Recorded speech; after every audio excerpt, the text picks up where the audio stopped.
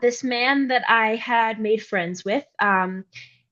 The friendship had lasted for about 9 years, and unfortunately, we did have a falling out at one point. But through that person, I was able to meet so many other individuals as well. One, I I would attend various different modeling events with her.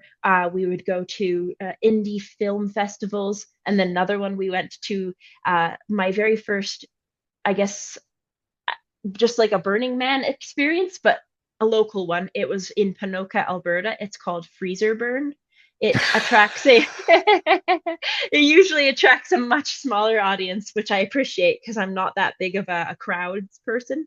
Okay. But it's just those types of things where if you put yourself out there and you're open to experiences, you never know what's going to happen. Yeah, I know. It's there's a guy, I think he's a Sir actually, Sir Alistair Humphreys, I think his name is. And he's got a book called Micro Adventures. Mm. And yeah, he's done lots of, unbelievable trekking and all sorts of crazy adventures.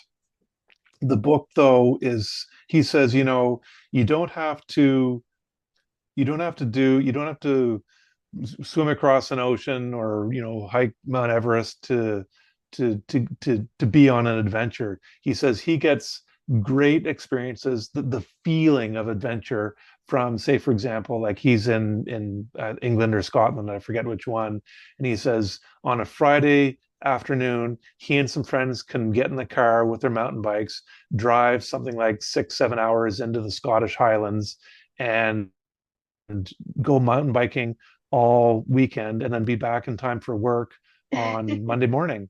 And he says Absolutely. it's like you can do this and there's something about going long distances that makes you feel like you're more on an adventure, just somewhere really different, not the usual hour or two away from home.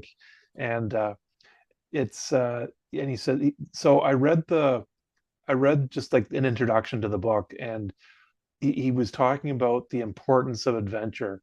And he says the book was full, like a long list of all these micro adventures you could do, all sorts of neat things that just take a day or two or a week at the most kind of thing, and that are not that you don't have to go that far. It was a really fascinating, inspiring book.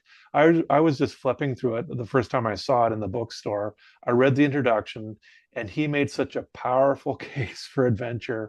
I said, I don't, I don't, I don't care where I'm going. I'm going somewhere. And I got in my car and I drove down the highway like an hour or two or something and came back. That's all I did. I didn't stop anywhere. I just basically turned around on the highway and came back. I just had to go somewhere. And it's we can sit there and think, I'm just going to sit here and watch TV, and it's great. For a lot of people that's what they want to do, and they're very happy doing that. I don't want to Mhm. take that away from that. A lot of people are homebodies and they really don't like traveling.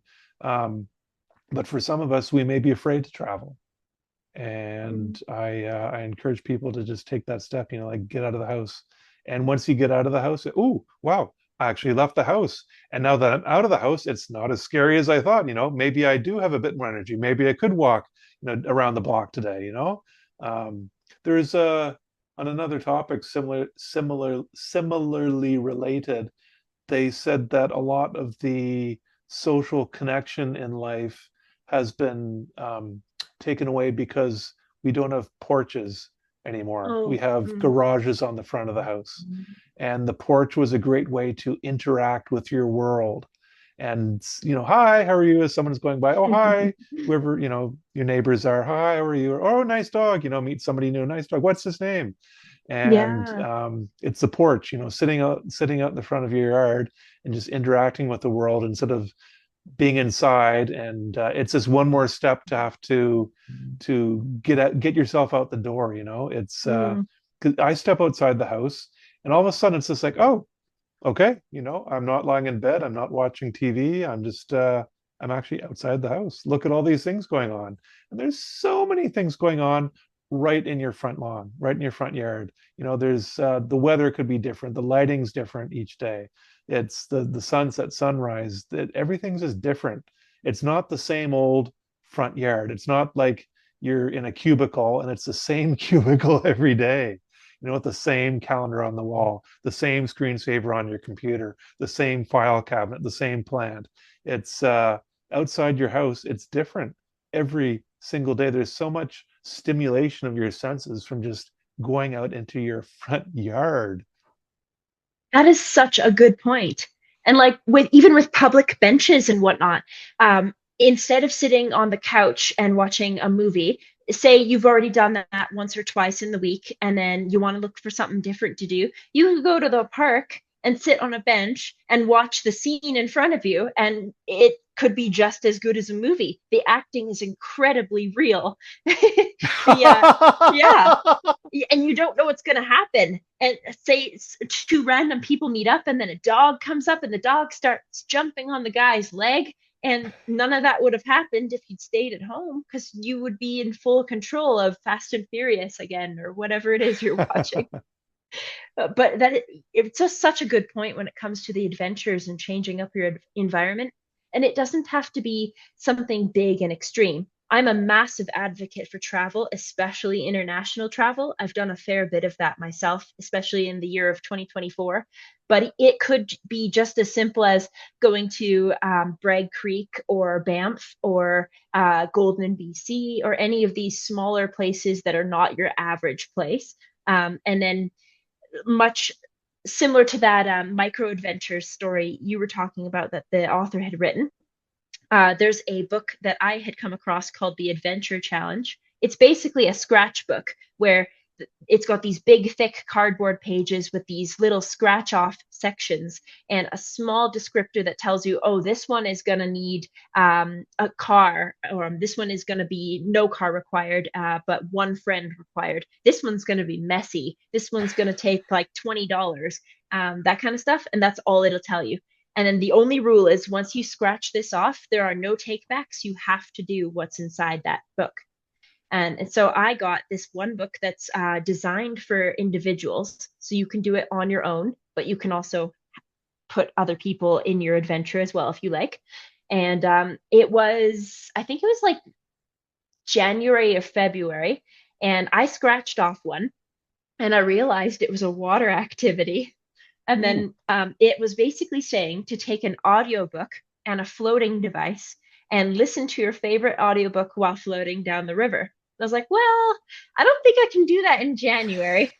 But what I did do, which I never would have thought to do if I hadn't have gotten this challenge and had to think outside of the box, is I ended up finding one of those float spas where they put you in those saltwater tanks and it's like a sensor deprivation tank and it's completely in the dark. It's salt water. There's You can put music and lighting on inside the tank with you if you want. And I tried that. And at first, it was very uncomfortable to try to get used to this thing. But then once I relaxed and I took in the darkness around me, and there was this soothing noise that vibrates through the water, um, I was able to get so zoned into the experience that I felt like I was floating a little bit. Like, obviously, you're floating in the water, but like floating outside of my body kind of experience. Um, Wow. and then I came out of it and I had told the receptionist prior to the event why I was there. And I was like, I'm trying something new. This is an adventure challenge. It was supposed to be floating down the river, but this is what we're doing instead. And I came out and there was this little note and a hot tea waiting for me. And it said something along the lines of stepping out of your shell and trying something new and the adventure that comes from that. And it was just the perfect cherry on top of this wild little mini adventure. Wow. Um, I read a book called, I think it was called A Boat in Our Baggage, about a couple who kayaked, I think around the world, or at least long distances, like across vast oceans. And they said they would be kayaking at night.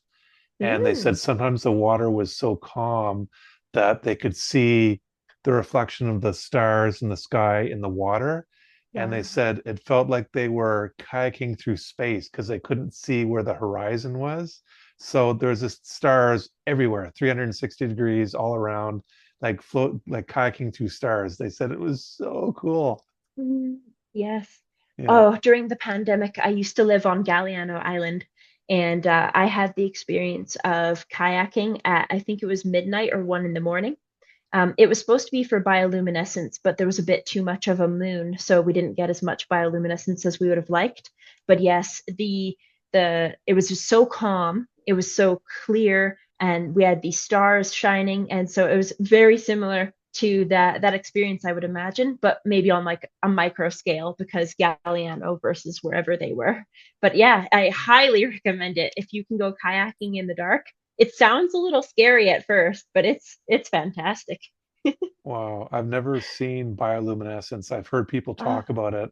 And like they say like you can go swimming in it and you come out of the water and you're just covered in all this, like you're glowing. I'm like, oh my yeah, gosh, that sounds like like just unbelievably amazing. Have you seen bioluminescence? 3 times, yes. Okay. We did finally see a little bit on that kayaking trip, but super faint. Actually, at Bettis Beach on Salt Spring Island, I saw some bioluminescence as well. And then in Thailand, I was snorkeling with a group and we found some bioluminescence in this little half cave thing. And we stuck our faces inside the water and kicked our legs really fast. And it stirred up so much of it that it looked like it was coming up from the bottom of the ocean right at us. And it was the coolest thing. Wow. Did it look like when you're driving in a car in a snowstorm and when it looks like the snow's coming like straight at you kind of thing? Was it a bit like that? Yeah, kind of. It was Okay. maybe a little more dancey and spirally than that, but Okay. absolutely good description. Wow. Yeah, I've always thought that was a neat effect, the snow coming at you in the car at nighttime, like in the headlights. It's Yeah.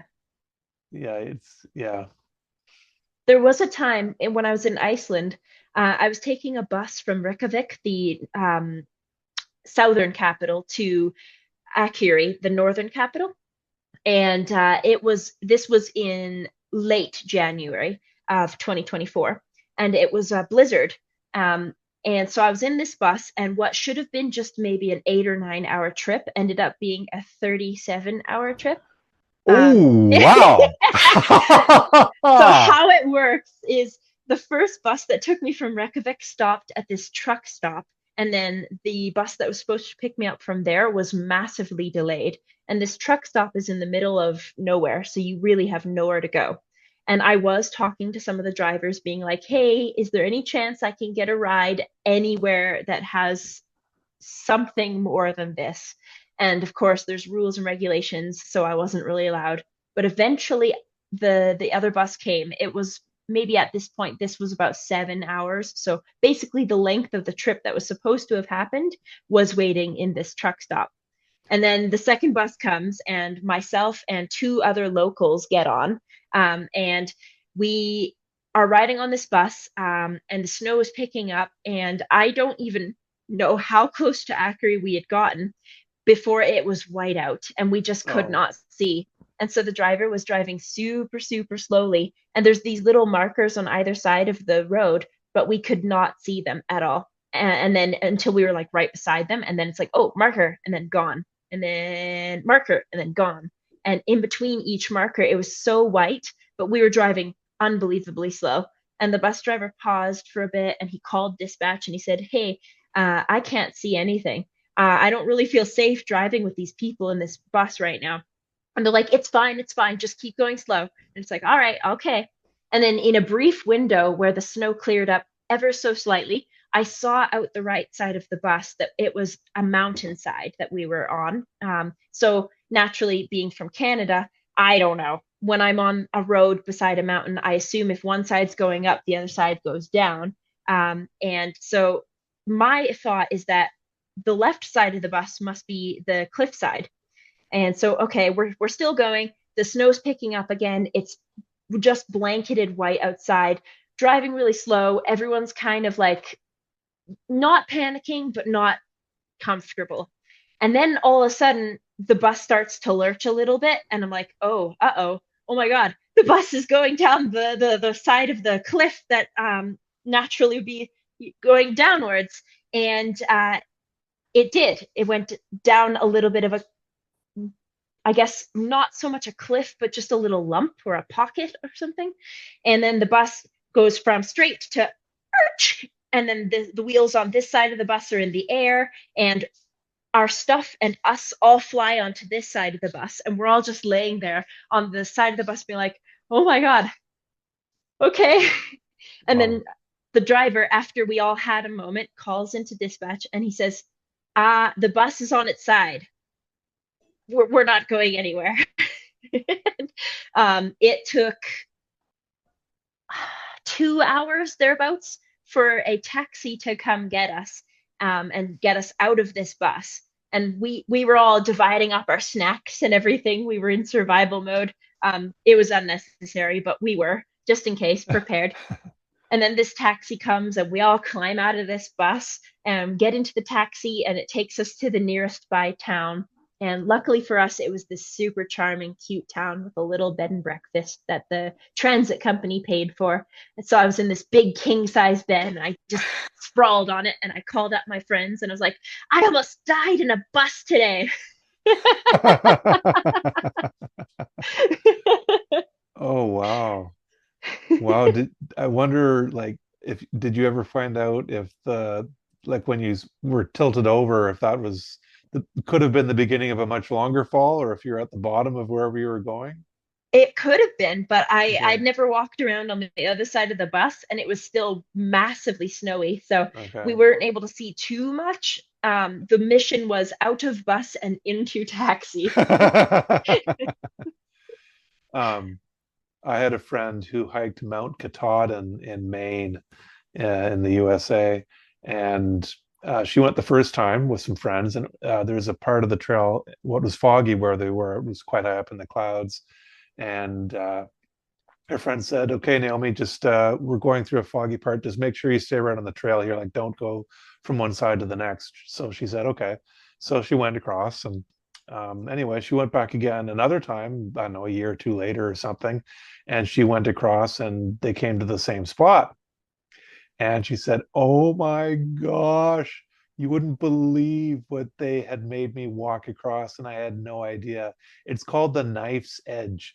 And you look at it, and it's just like this steep, like if you step to the side, like if whatever, 3, 4 feet or something, wide, that's probably 3 or 4 feet wide path. It's just like a long ridge, very steep. And if you fall to the side, you will tumble to your death." Oh my And gosh. she said, "I could not believe I walked across that, having no idea. If I actually did go to the side, it'd be bye bye." She said it was unreal. And I've Googled pictures of the knife's edge on Mount Katahdin, and it's quite something. You think of Maine as this rural, some seaside beaches place, but Mount Katahdin is a big mountain, and for there, and Wow. I was, yeah, it was. Sometimes you just, I don't know if it's better knowing or not knowing. I don't know. uh, in that particular scenario, I think I would be comforted by the fog because I would assume there's a lot more ground around me, and then just be like, yeah, just walking through. But I am so glad she did it more than one experience so she could see what she missed the last time. Yeah. Yeah, actually, I've bicycled across Canada twice. The first time I did it was in 1992 when I got to Newfoundland on the eastern side of Canada at the end of the trip. I looked out at the Atlantic Ocean, but it was all foggy. Oh, When I went back in 2023, arrived in the same spot, Signal Hill in St. John's, Newfoundland. I'm like, oh my gosh, this is what it looks like. I can see the Atlantic Ocean for as far as the eye can see. I can see it's up on a cliff, so you can see down below, and it's this is what it looks like. oh. Thanks for the conversation, Matthew. High Yeah, thanks, Morgan. five. Tune in next time to see where our conversation keeps going. And don't forget to hit that like and subscribe.